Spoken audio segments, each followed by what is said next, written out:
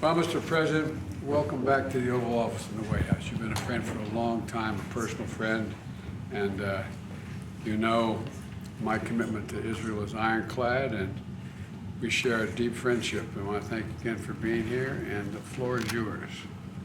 Thank you, Mr. President.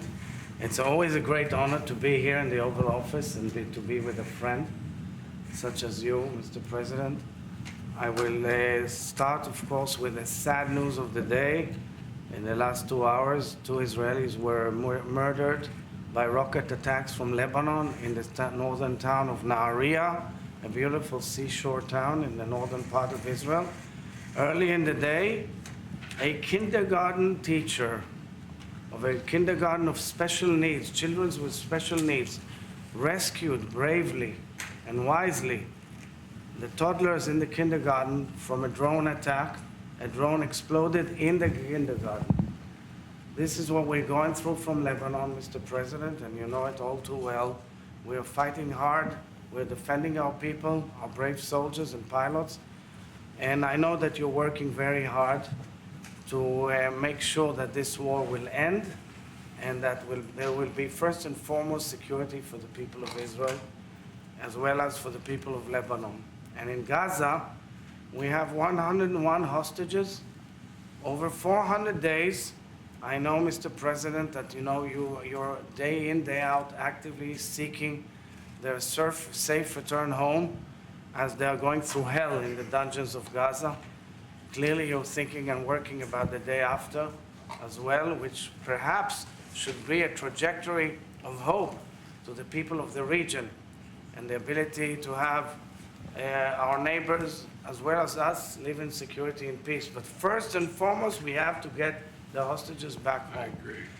And it all starts in Tehran.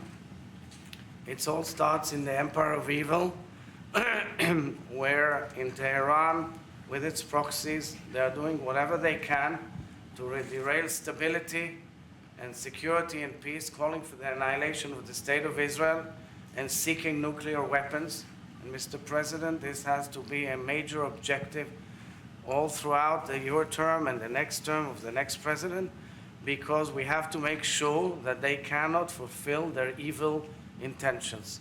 They're also a major engine of anti-Semitism, Mr. President, and I know how much you put a focus on fighting and combating anti-Semitism.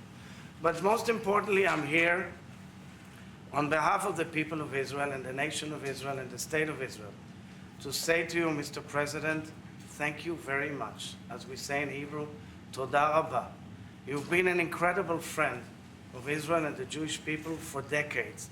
And we will never forget, ever in history, how you stood up with us in our darkest hour, which became our finest hour, how you came to Israel a few days after the barbaric attack of October 7th, how you helped us and supported us with words and deeds. And I want to express our heartfelt thanks to you, Mr. President, which is a great legacy that you stood up with the Jewish people and the state of Israel, as you've always did. So I brought you a little gift, which is an archaeological artifact from the foot of the Temple Mount in Jerusalem, which has the word Joseph, Yosef.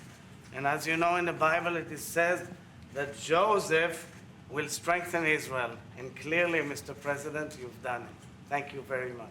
Well, I hope my father heard it. My father was what we call a righteous Christian. He couldn't understand why we didn't move more rapidly back in World War II and less. And anyway. That was a great legacy of your father. Well, it was. And I remember how I got in trouble. We were friends even back then when I said years ago as a senator, I said, you don't have to be a Jew to be a Zionist. And I know you are. You're clearly a Zionist, Mr. President. Well, God love you. Thank you very much. Thanks for being here, pal. Mr. President.